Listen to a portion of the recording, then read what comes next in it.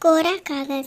बात लगभग 40 साल पहले की है, जब विवाह को दो दिलों का मेल ना समझकर बस एक रस्म की तरह निभाया जाता था। लेकिन जब दो अजनबी अचानक अपनी ज़िंदगी किसी के साथ बांटने लग जाए, जब किसी के लिए दिल में सम्मान के भाव आने लग जाए, तो प्यार हो ही जाता है। रश्मि घर में सबसे चंचल थी। दिन भर मस्ती करना, घर में धमा चौकड़ी करना और इन सब से मन भर जाए तो मोहल्ले भर की आंटियों चाचियों के घर टटोल आना, बस उसका दिन भर का यही काम था। यूँ कहे कि मोहल्ले की जान थी हमारी 14 बरस की रश्मि। पढ़ाई लिखाई से दूर दूर तक कोई नाता नहीं था। हालांकि आज से 40 बरस पहले उस ज़माने में लड़कियों की पढ़ाई लिखाई पर ध्यान कौन देता था। वैसे तो रश्मि घर में सबकी लाडली थी, लेकिन अपने दादाजी की जान थी। बचपन से अपने दादाजी से ही उसने ज़िंदगी का पाठ पढ़ा था। अक्सर दादाजी रश्मि को चिढ़ाने के लिए उससे उसकी शादी की बात करते, लेकिन शादी की बात सुनते ही रश्मि ऐसे खींचती मानो आज ही उसकी शादी हो रही हो। एक दिन घर में दादाजी के बचपन के एक बहुत पुराने मित्र दादाजी से मिलने आए। रश्मि ने उनके पैर छुए और उनके लिए पानी लेकर आई। दादाजी ने रश्मि का परिचय करवाते हुए रश्मि से कहा, रश्मि, पहचाना इन्हें? ये वही हैं हमारे चूरन वाले साथी।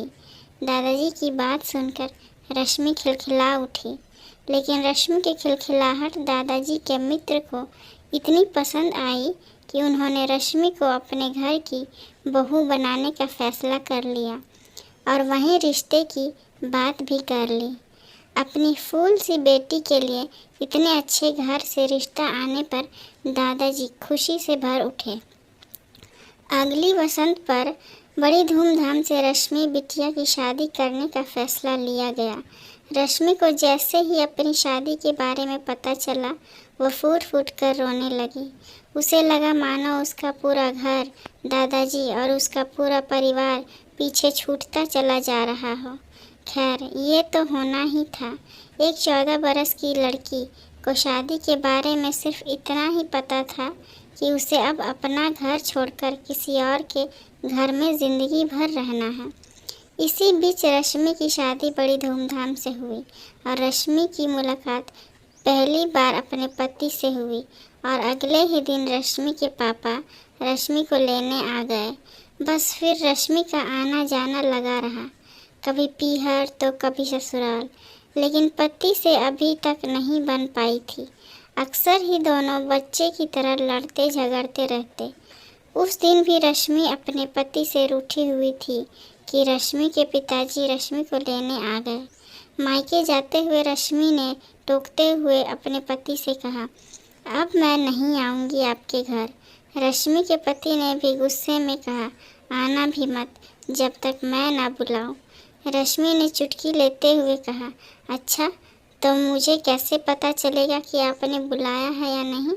कुछ सोचते हुए रश्मि के पति ने कहा, जब मैं तुम्हें कोई कोरा कागज़ दिखाए तो तुम समझ जाना मैंने बुलाया है। मायके में रश्मि के दिन बहुत अच्छी तरह बीते।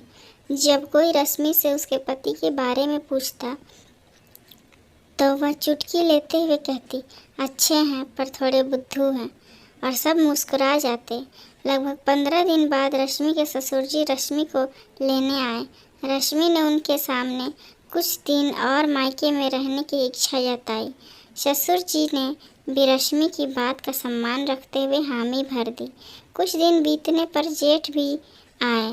हालांकि जब तक रश्मि को भी ससुराल की याद सताने लगी थी, लेकिन उसे अभी तक कोरे कागज़ का संदेशा नहीं मिला था। इसलिए रश्मि ने माँ से ससुराल ना जाने का बहाना बना दिया। माँ ने रश्मि को बहुत समझाया, लेकिन रश्मि ने किसी की एक ना सुनी।